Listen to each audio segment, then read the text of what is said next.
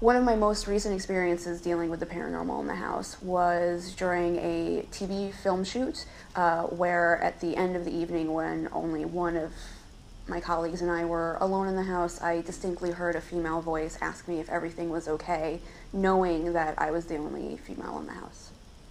We had a book rack for children's books, for coloring books and whatnot along the wall. And again, I'm at my desk and I'm doing some work, and all of a sudden books start to just fall on their own, which to me is no big deal because that happens all the time. But it was the way they were falling, because normally books would fall from the top and bring everything down. These books were falling from the bottom and coming to the top. So the last book to fall was on the top.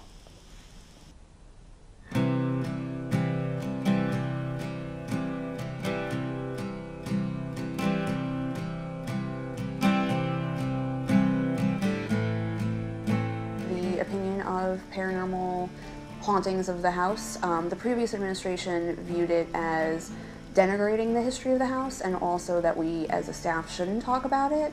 I feel that we should be very open about it and tell people factual information that we know. As far as addressing ghosts and when people ask about it when they visit, I really kind of tailor it based on if they're coming in looking for historical aspects of the home, it's not going to be brought up. If they're coming in and specifically saying, I saw something on TV or on YouTube or something, then yeah, then I'm going to tailor it to where we'll talk about some of those stories of what other people have seen or rumored to have happened here. So it really is more of a tailored experience that we try to impart here, but it's not something that we're just going to come and say, hey, welcome to the Morris-Jumel Mansion, and we have ghosts. So we address questions from guests about ghosts that they are an additional story of the mansion, that we feel that we probably are haunted, but we leave it up to guests to form their own conclusions.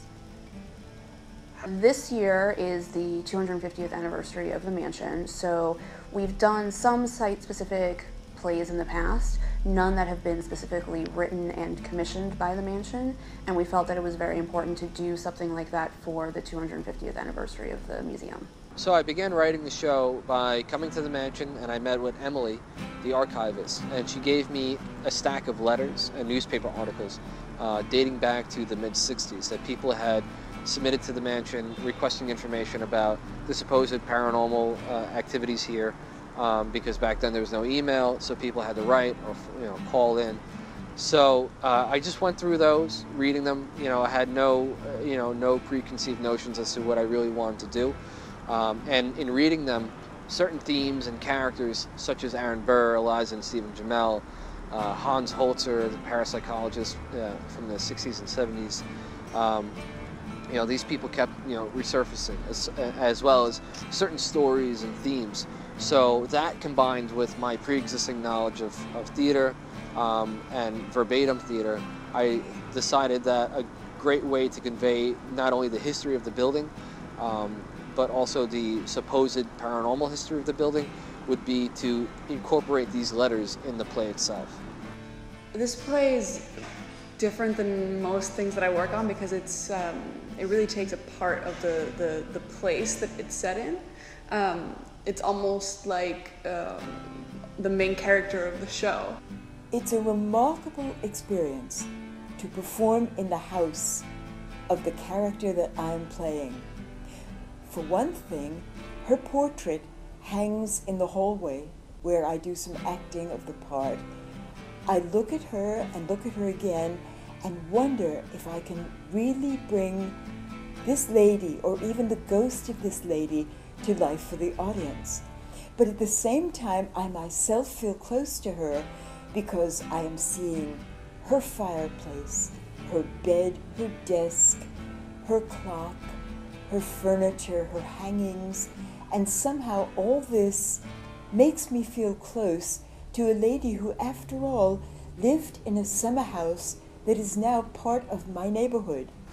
This show is different because it brings the audience along for a ride with you. They are physically moving around this mansion with me as I investigate these letters that I found, and so it's really immersive, and I feel like they are getting the same sort of experience and going along for the same sort of thrill ride that I am, and so there's more of a direct connection with the audience than anything I've ever done before.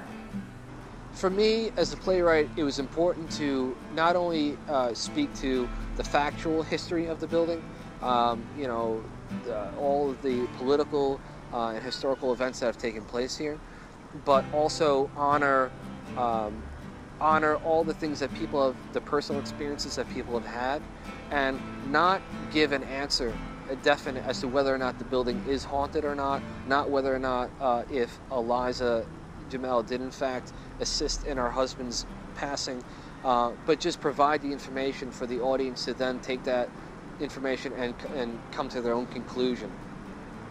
The other side of it is that there are real people that lived here.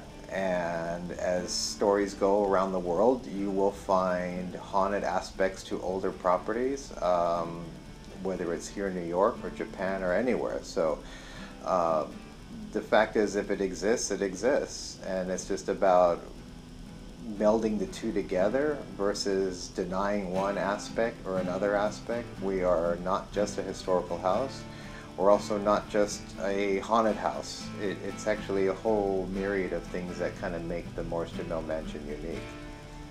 I think someone's going to be pleasantly surprised by how taken back they are. I think we hope to accomplish a couple things with this play this year. I think we hope to increase our visibility as an institution and get the word out there that we are open to outside of the box things for a historic house, and also hopefully open up the doors to other playwrights being interested in presenting their work at the mansion. I'd like to accomplish, you know, showing people a side of the building that they may not be familiar with, whether it be some of the historical events or some of the paranormal experiences. A lot of people are surprised to find out certain things on either end, and if we can do that, it might open their mind to, you know, to other possibilities. Also, too, I'd like to incorporate a wider community that may not have otherwise been here before. You know, and that could be, you know, various ages, various walks of life. And if you think about it, that's kind of what the mansion stands for now, is trying to incorporate various communities here at this historical location.